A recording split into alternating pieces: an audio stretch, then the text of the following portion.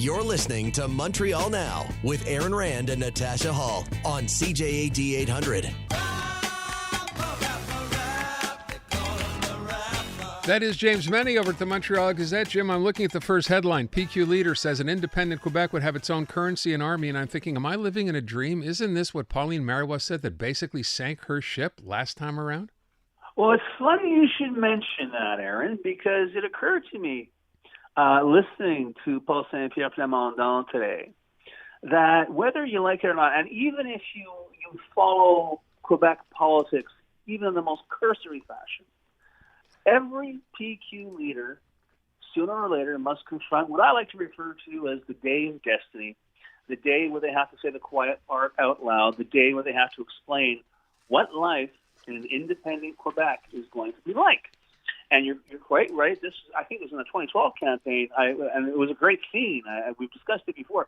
When Pauline Marois was supposed to be having some sort of knockoff, scrum out there, or ribbon cutting or something, and she started talking. Oh yes, well, we'll keep the Canadian passport, but we'll share the currency and this and that. And there were a lot of reporters in that scrum who, in terms of generation, hadn't gone through this before. So they were all kind of shocked. And I will maintain to the day I die that is when Pauline Marois' attempts to remain Premier of Quebec went down with all hands.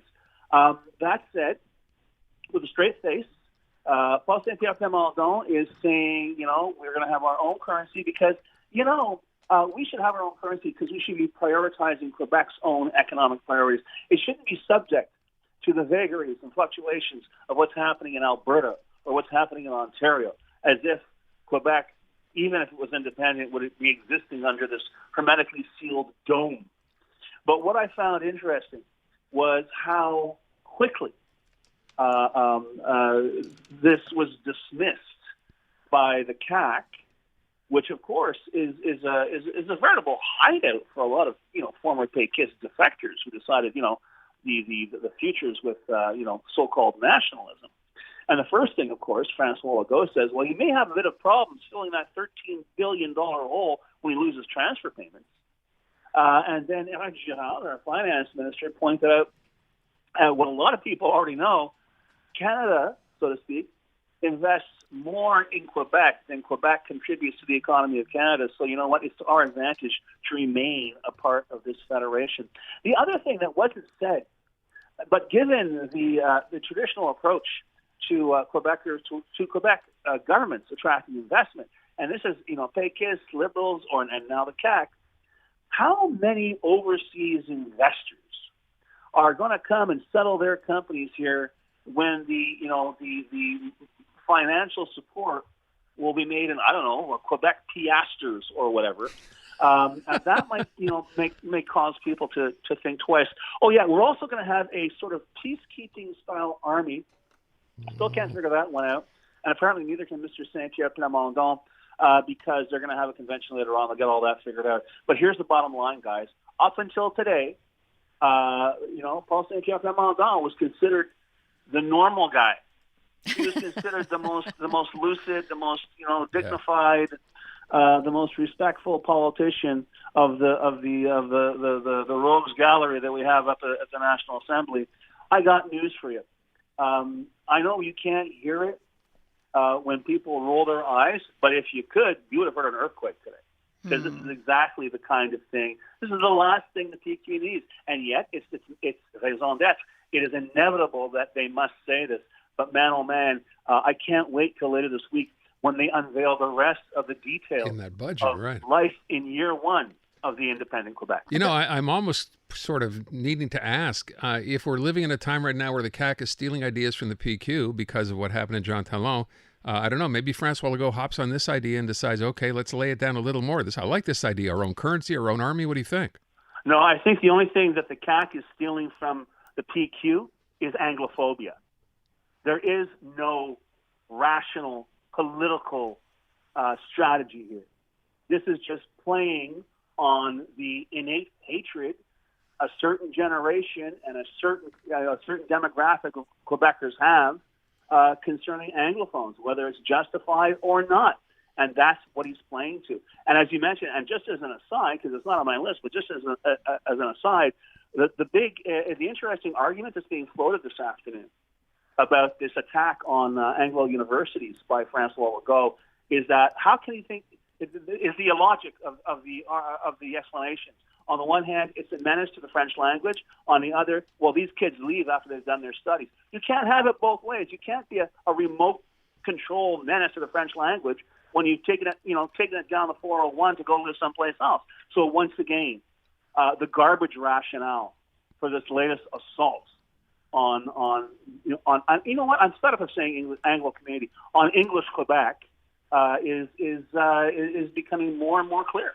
I've got a way to solve this whole problem. We need a time machine. We go back in time and we just have a whole lot more francophone babies. That solves everything.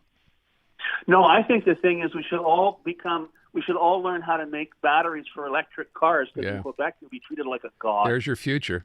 Yeah, until something else comes along, at which point we look and go, why do we invest all that money in the EV when hydrogen, nitrogen, cooking oil, whatever is running cars now? But anyway, this for another day. This whole government is always about, like, look over here, look over here. Well, especially now, yeah. I think that's probably true. Listen, I'm curious, in your next headline, you say why Legault's boogeyman approach to politics won't work. I mentioned this to you yesterday, and it seems to only be ramping up today. I mean, I heard them discussing this on a national show, for God's sake. This tuition idea, and I know the Liberals tried to bring this up yesterday in the National Assembly and again today, not getting anywhere. And then I heard Gabriel Nadeau-Dubois, Jim, and this was fascinating to me because, Pascal Bérubé weighed into this saying, we like the idea. Obviously, they just want to see a plan. Gabriel Nadeau-Dubois actually came out and said, this is a bad solution to a real problem. The real problem being raising more money for French universities. Exactly. And remember, this was a guy who made his bones marching in demos back in 2012 about tuition increases. No, the boogeyman approach I'm talking about, and this is what is really leaving Francois Legault quite frightened, is that up until now his MO has been to keep Quebecers scared, to say, you have to be scared of Anglophones or immigrants or people who don't look or sound or talk like you. You're surrounded by people who are threatening your identity. But the big bombshell this week was when the Common Front of Public Sector Unions voted 95% in favor of strike action.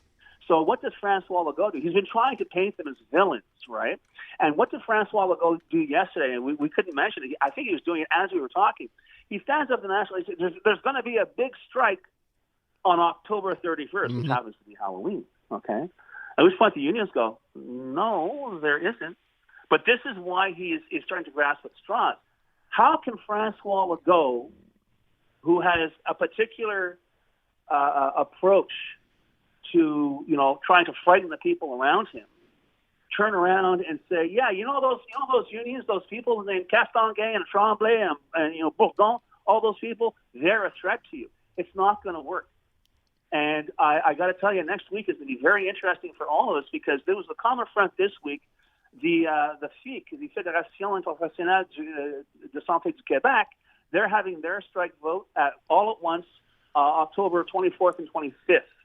If they go and if they give it a high mandate, I got news for you. Francois Legault is in a corner, and it's going to be very interesting how nasty he's going to be with people who look and sound very much like the people who support the CAQ. Before that'll be interesting to watch. I kind of hate to say that I'm looking forward to it.